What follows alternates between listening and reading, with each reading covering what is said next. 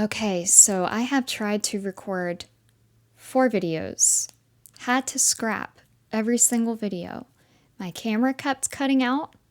My microphone kept cutting out or sounding robotic. My refrigerator started mooing like a cow. And I broke my ring light. While trying to record this video, the neighbor's dog upstairs keeps barking. A train obnoxiously came through. And I knocked over my Christmas tree and Voldemort fell to the ground. I thought my cats were going to be the destruction, but it turns out it was me all along. Hi everyone, Nikki here, back with a brand new video. I am an INTJ who speaks about whatever I want to speak about from the perspective of being an INTJ. And one thing you won't find on this channel is stereotypes and me statistically talking about what personality types are versus real life experience, real life people who are within these personality types. I find it funny when I see comments saying that I don't seem like an INTJ for various reasons, and they are unknowingly proving my point, which is, it doesn't really matter what personality types we are because we all have things in common and we all have things that are different. And it should just be taken with a grain of salt. When I first found out what 16 personality Myer-Briggs was, it was in high school, and I got INTJ, balled up the results, threw it in the trash, did not care, because there's more that goes into who we are, how we think, how we operate, than a test can possibly pinpoint for us. It wasn't until much later, well into my mid to late 20s, that I actually sat down, read about what everything meant, and said, you know what, yeah. So before we get into the video, I thought it would be fun for me to take the 16 personality tests and for all of us to just have a discussion on what we scored as, the percentages we scored as. Did we get something different? Did we get something incorrect? If we got something incorrect, why do you think that is? Let's just think, analyze, have fun, poke holes, whatever it is that we just decide we want to talk about, depending on the results. I might not get INTJ.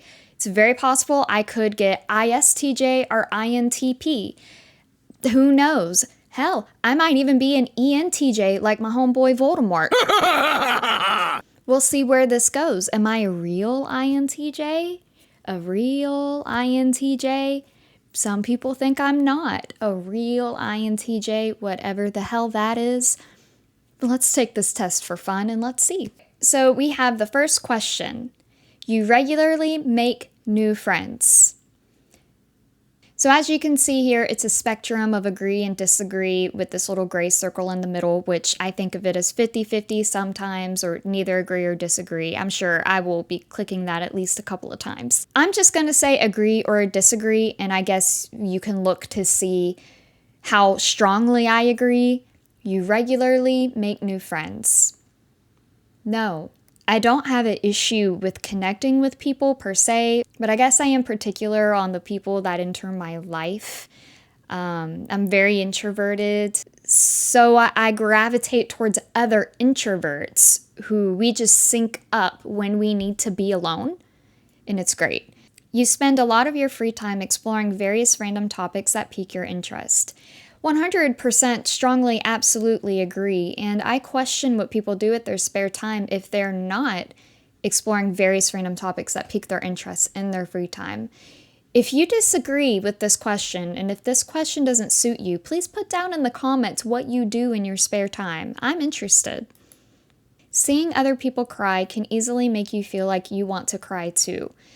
No, it's on a very rare occasion when that does happen, and I usually choke it down and no one knows. I can cry on the inside. It's very rare for me to express that. And it's usually because when other people are crying, I'm having to be the voice of reason or the person that's taking action in that situation because they're too distraught or frozen. And I'm able to disassociate unhealthily and healthily. I'm able to disassociate and get things done when other people can't. So usually in the moment, I'm kind of just shut off to it. I'm not really a sympathetic crier. You often make a backup plan for a backup plan. Badger. So I do have contingency plans for contingency plans for contingency plans, but they're kind of spontaneous in the moment plans. Like I just somehow can shift direction in the blink of an eye and not have to literally sit down and plan out every little thing. I'm more of a, this is where I want to be. That's where I want to end up, and I'm fluid on how I get there, and I can shift direction. So I don't really know if that counts as a backup plan because it is a spontaneous, I'm reading the situation, I'm reading the room, and I have now decided this is the best course of action I should take to get me to my end game. I'm gonna go in the middle. I neither do this, but I also don't not do it. Yeah. You usually stay calm even under a lot of pressure. Yes. Now, my subconscious takes it out on me, and I will develop what I like to call situational insomnia, meaning I don't have a medical reason, but I won't sleep all that great, and I will also have terrible, terrible nightmares. But in the waking hours, I'm calm as can be. At social events, you rarely try to introduce yourself to new people and mostly talk to the ones you know. Yes, because I don't want to be at that social event. I'm usually there against my will. I don't want to even talk to the people that I do know. You prefer to completely finish one project before starting another. Yes, but not strong. Yes. I can stop and switch gears, especially if something's irritating me. I can pull myself away and step away from it and come back at it with a fresh mind. I can hyper focus and hyper obsess. I've since learned that's not healthy, and I lose way too many hours trying to get something done that I should just take a break from. Eating is important. So I'm going to agree with this. I do prefer to finish one project before starting another. This especially comes out in the workplace. You are very sentimental. No, I wish I was more sentimental though. I tend to throw things away. I don't hold on to anything really. I'm not a very sentimental person. You like to use organizing tools like schedules and lists. Agree, but not strongly agree. It's sort of like I have my own schedule and the things that I plan on doing, and it's all in my head. I keep it up here. I don't actually make a list. Badger. No. Now, professionally, I do utilize organizational tools and schedules and lists. I mean, of course I do. There's a lot to do at work. So I am going to go with agree, but not strongly agree. Even a small mistake can cause you to doubt your overall abilities and knowledge. No. When I make a mistake, I just accept that I make a mistake. I look at it, I make sure I don't make that mistake again, and then I move on. You feel comfortable just walking up to someone you find interesting and striking up a conversation. I have done this, but I wouldn't say I feel comfortable doing it, so I'm going to disagree. You are not too interested in discussing various interpretations and analysis of creative work. Strongly disagree. All I ever do is interpret and analyze and think, especially about creative works. Now you're playing with your toy? Right now it's not a good time. Okay. You are more inclined to follow your head than your heart. Badger says yes. Now, I'm not going to select strongly agree because I think it's important to have a healthy balance between your head and your heart. Excuse me, sir. Why are you terrorizing me? I'm going to go with agree. Usually prefer just doing what you feel like at any given moment instead of planning a particular daily routine. I do like to do whatever I want at any given moment. I do like to do whatever I want at any given moment. That's certainly accurate. But again, I have my own plan of how I want my day to unfold and how I want to do things. I don't write them down, and it is very fluid, but I don't like when other people get in the way of how I want my day to be. On this one, I'm going to go with neither agree, neither disagree, 50-50, whatever, because I do like to do whatever I want, but I do have a loose, like, this is how I want my day to be. If I know I have an appointment, I plan out what time I need to leave the house, what the traffic is like. If I have to go grocery shopping, I plan out when's the best time to go, where there's less people. So I don't have a rigid schedule of what my day is going to be. I have a loose outline. You rarely worry about whether you make a good impression on people you meet. Correct. I don't care. If I cared, I would wear less black. You enjoy participating in group activities. No. No, I don't. You like books and movies that make you come up with your own interpretation of the ending. I do. I like things that make me think because I like to analyze. I'm going to go with agree, not strongly agree, because I am okay with a final ending, but I also like books where I can read between the lines and think about what is the most probable ending. Your happiness comes more from helping others accomplish things than your own accomplishments.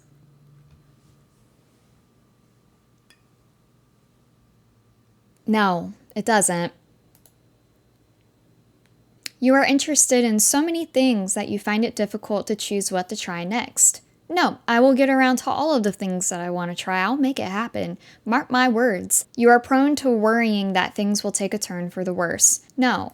Now, some people that know me might think this, but I'm never wrong. I'm not worrying that things will take a turn for the worse. I'm stating this is not going to go in a positive direction. You avoid leadership roles in group settings. Yes, even though I used to be a manager. It's not a matter of being a good or a bad leader. It's just a matter of, again, I want to do my own thing.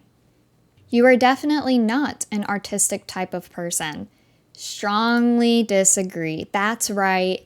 This INTJ is artistic. I am not a mathematical scientist. I like art. You think the world would be a better place if people relied more on rationality and less on their feelings. I haven't always felt this way, but I do think now, as an adult, as an emotionally mature, mostly healthy person, you have to have a combination of both to make the best decisions about things. However, I still think the world would be better if it was less emotionally driven. You prefer to do your chores before allowing yourself to relax. Yes, but the reason why I'm not doing a stronger agree here is I do have chronic migraines. Sometimes I'm really sick.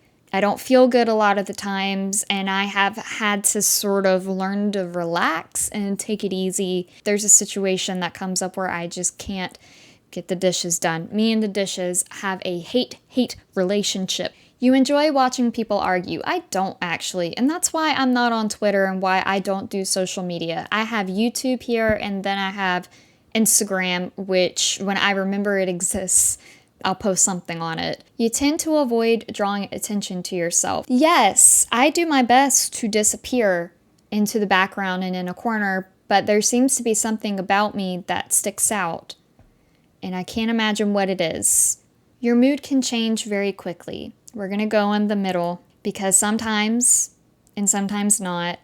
It really just depends on how worn out I am. I'm forced to socialize a lot more than I can honestly handle, and I am sensitive to my environment. Sometimes I'm definitely more prone to growing irritated than anything else. Like, I just have days where I am just pissed, get out of my way, you're inconveniencing me. I'm at my most toxic on those days. It's usually when I try to just hide in my house and not talk to anyone. So sometimes, yeah, I can be a little moody, and I'm not ashamed to admit that. You lose patience with people who are not as efficient as you. Yes, it used to be a lot worse when I was younger, but being in management taught me about everybody's learning styles. Mine is reading and writing. Not everybody, actually. Most people are not learners through reading and writing. So I had to adjust myself to create training guides with pictures and step-by-step instructions and hands-on experience. I'm more patient now, but I still lose patience with people if they're not as efficient, especially if they get in my way. You often end up doing things at the last possible moment. No, I don't. Sometimes I do, if it's something I don't want to do and I'm being forced to do it against my will, but I still get it done within a timely manner. It's just maybe not right then at that second. We're gonna go with disagree, but not strongly disagree, because sometimes I can procrastinate a little when I'm trying to make a statement. You have always been fascinated by the question of what, if anything, happens after death. Yes. Now, I have my own theories. We won't get into said theories. I'll just say my theory is quite comforting to me and not comforting to anyone else. Also, if you hear the dog barking upstairs, I'm just doing my best to ignore it. You become bored or lose interest when the discussion gets highly theoretical. I do have a limit. So disagree, but not strongly disagree. You find it easy to empathize with a person whose experiences are very different from yours. You guys might find this surprising. Maybe this isn't very INTJ. But yes, not strongly agree, but I think because I am very objective, I can step outside of my emotions and my own experiences and sort of do like an eagle eye view on another person. When people talk to me or I learn about things that I've never been through, I can empathize with them. I do have emotions. They exist. You usually postpone finalizing decisions for as long as possible. No, I hate that so much, so much. You rarely second guess the choices that you have made. Correct. When I make a choice, actually, I'm going to go strongly agree on this one because it says rarely, it doesn't say never. When I make a choice, I stick with that choice. When I make a choice, it's very, very rare that I will second guess. As a matter of fact, I can't think of a moment I've second guessed something. I'm sure I have. I can't think of it. After a long and exhausting week, a lively social event is just what you need. Is this my second strongly disagree, and are all of them about social events or socializing with people? Am I that introverted? You enjoy going to art museums.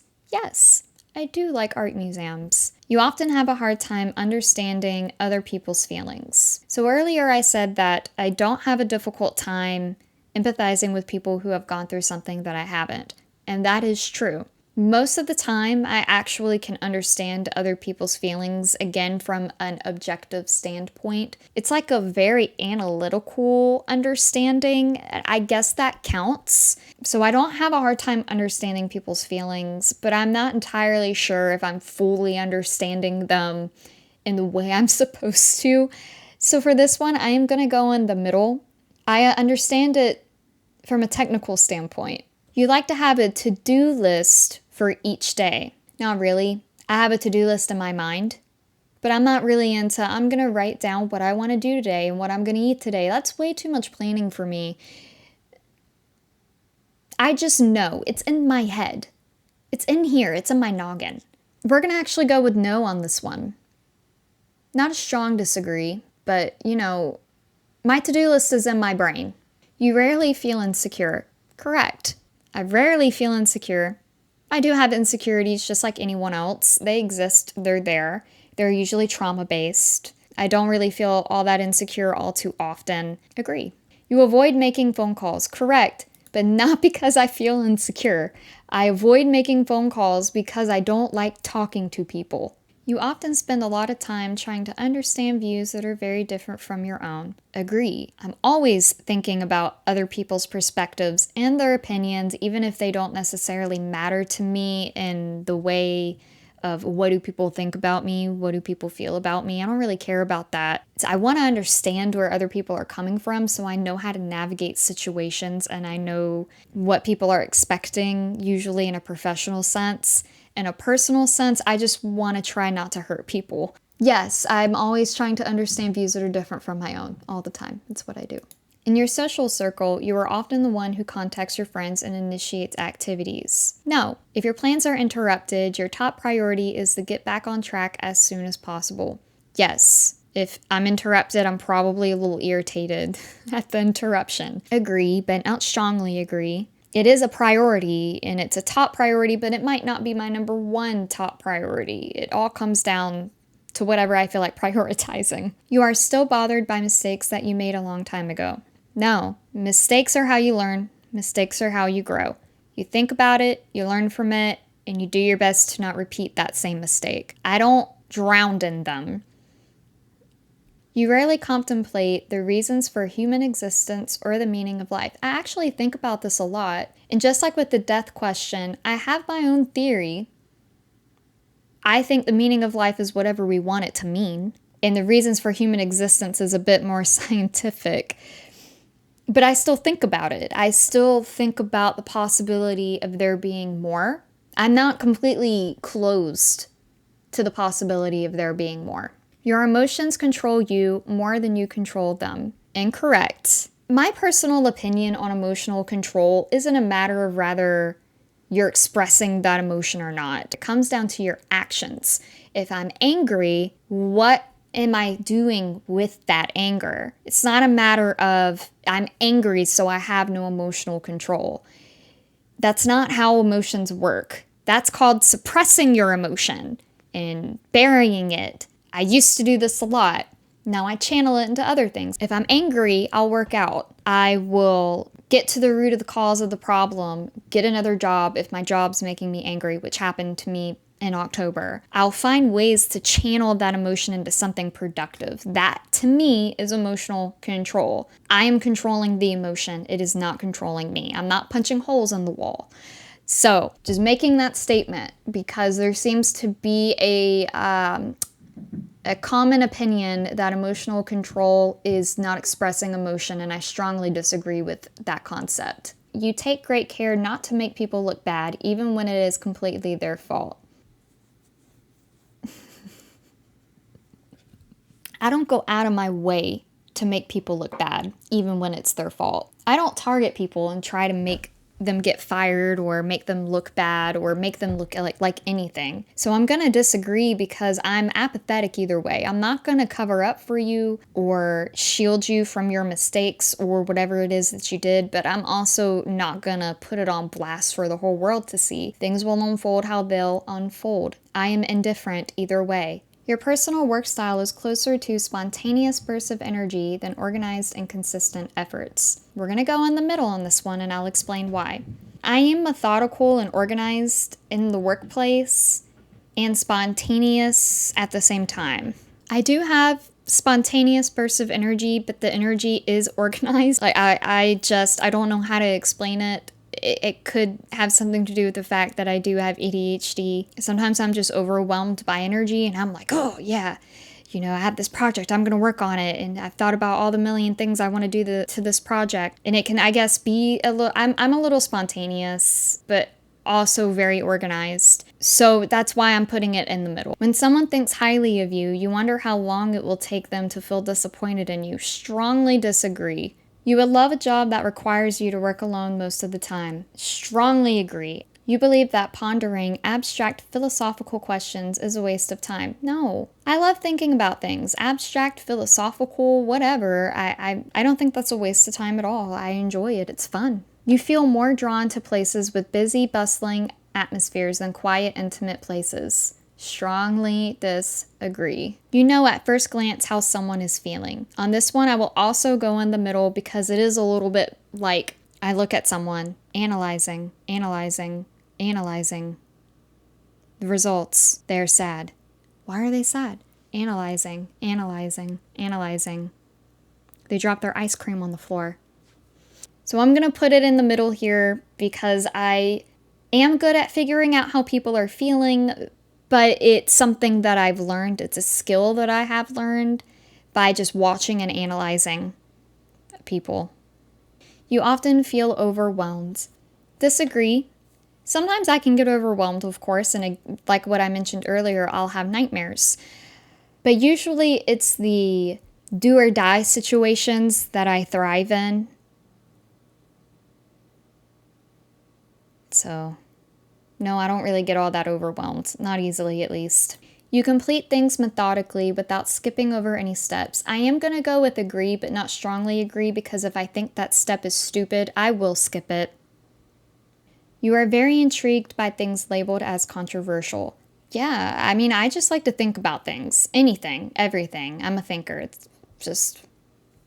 You would pass along a good opportunity if you thought someone else needed it more. No, I would not pass along a good opportunity if I thought someone else needed it more. There are a lot of good opportunities out there. You struggle with deadlines. No, I have no problem with deadlines. You feel confident that things will work out for you. Yes, I will make them work out for me. All right. Wow, look at that. According to this super reliable test, I'm an INTJ. Let's see how I scored.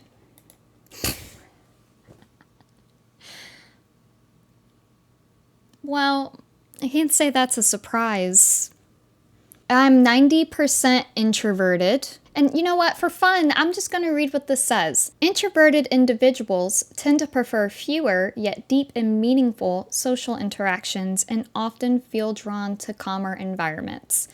I'd say that's quite accurate and reflective of how I answered questions. 70% intuitive. Intuitive individuals are very imaginative, open-minded, and curious. They value originality and focus on hidden meanings and distant possibilities. I am always thinking about everything. 69% thinking. Thinking individuals focus on objectivity and rationality, often dismissing emotions in favor of logic.